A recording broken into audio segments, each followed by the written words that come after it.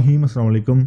आज की वीडियो में हम कार एसी के एक एक पार्ट को एक्सप्लेन करने वाले हैं कि कार एसी कैसे काम करता है, कौन सी गैस कहां से गुजरकर हाई प्रेशर बनती है और कहां से गुजरकर लो प्रेशर बनती है, एसी कंप्रेसर कैसे काम करता है, एसी कंप्रेसर में ऑयल क्यों डलता है, कंडेंसर के साथ लगे रिसीवर ड्रायर का एक्चुअली में मकसद क्या होता है, एक्सपेंशन वाल्व कैसे हॉट गैस को कूल गैस में कन्वर्ट करता है, ये सब डिस्कस करेंगे आज की इस वीडियो में। तो आइए शुरू करते हैं।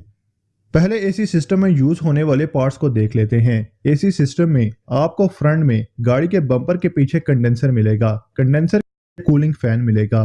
कंडेंसर के साथ रिसीवर ड्रायर लगा होता है। इसके दो फंक्शंस होते हैं। पहला, ये एक फिल्टर की तरह काम करता है, यानी एसी सिस्टम के पार्ट्स को जोड़ते वक्त या इसमें गैस फिल अप करते वक्त जो मॉइस्चर यानी नमी एसी सिस्टम में दाखिल होती है, ये उसे अब्जॉर्ब कर लेता है और एसी गैस से फिल्टर कर लेता है।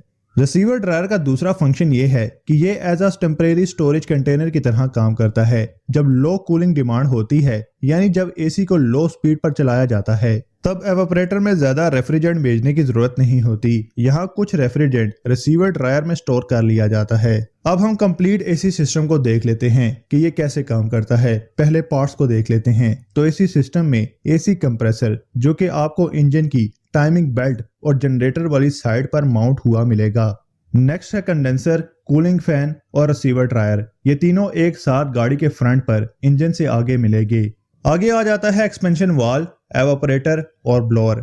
एवापोरेटर और ब्लोअर गाड़ी के डैशबोर्ड के अंदर मिलेंगे और एक्सपेंशन वाल्व एवापोरेटर के साथ जुड़ा हुआ ही मिलेगा ज्यादातर गाड़ियों में। वर्किंग की बात करें तो जब एसी के बटन को ऑन किया जाता है तो यहाँ से इलेक्ट्रिकल सिग्नल जाता है एसी कंप्रेसर को। कंप्रेसर एक रबर बेल्ट के साथ इंजन की क्रैंक के साथ घूम रहा होता है। इसके ऊपर एक क्लच होता है। सिग्नल मिलने पर मैग्नेटिक फील्ड बनती है जो कि क्लच को एंगेज कर लेता है और यू कंप्रेसर वर्क करना शुरू कर देता है। कंप्रेसर का फंक्शन वही होता है एसी सिस्टम में जो काम ह्यूमन बॉडी में दिल करता है। दिल जो है वो एक साइड से खून को लेता है और उसे बॉडी की दूसरी वेन्स और आर्टरीज में पंप करता है। सेम ऐसे ही कंप्रेसर एसी रेफ्रिजरेंट गैस को पंप करता है कंडेंसर और एवापोरेटर के बीच में और एसी गैस को एसी सिस्टम में जमने भी नहीं देता। एसी कंप्रेसर में पिस्टन जो मूव हो रहे होते हैं, इनमें फ्रिक्शन यानी रगड़ को कम करने के लिए लुब्रिकेंट ऑयल यूज किया जाता है। इसके साथ ये ऑयल कंप्रेसर की हीट और कंप्रेसर में मौजूद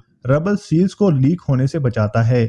एसी कंप्रेसर रेफ्रिजरेंट गैस को आगे कंडेंसर में भेजता है। यहाँ इस गैस का टेम्परेचर 100 सेल्सियस और प्रेशर 18 बार होता है। कंडेंसर में गैस के जाने पर कूलिंग फैन एसी गैस को ठंडा करके इसको 45 सेल्सियस टेम्परेचर पर ले आता है और 17 बार प्रेशर हो जाता है। कंडेंसर से गुजरने के बाद एसी गैस लिक्विड फॉर्म में कन्वर्ट हो जाती है जो कि रिसीवर ड्रायर से होकर आगे एक्सपेंशन वाल्व की तरफ जाती है। अब जो एक्सपेंशन वाल्व है ये गैस के टेम्परेचर को 45 सेल्सियस से 10 सेल्सियस पर ले आता है। पर ऐसा होता कैसे है? अचानक टेम्परेचर इतना गिर कैसे जाता है? तो होता कुछ ऐसे है कि जब हाई टेम्परेचर और high pressure refrigerant gas expansion valve के छोटे से होल से यानी सुराख से बाहर निकलती है तो वो एक्सपेंड यानी फैल जाती है। जब ये हाई प्रेशर रेफ्रिजरेंट फैलता है तो इसका प्रेशर कम होने की वजह से टेम्परेचर भी नीचे आ जाता है। नेक्स्ट ये कूल रेफ्रिजरेंट एवापोरेटर में जाता है जो कि डैशबोर्ड के अंदर लगा होता है। इसके आगे ब्लोअर फैन लगा होता है। ब्लोअर फैन की हवा एवापोरेटर से गुजरकर ठंडी हो जाती है। रेफ्रिजरेंट एवापोरेटर से होकर वापस एक्सपेंशन वाल्व में जाता है और एक्सपेंशन वाल्व से आगे वापस एसी कंप्रेसर की तरफ जाता है और यह साइकिल यूं ही चलती रहती है। Expansion valve AC refrigerant pressure sensor, AC compressor solenoid और एसी में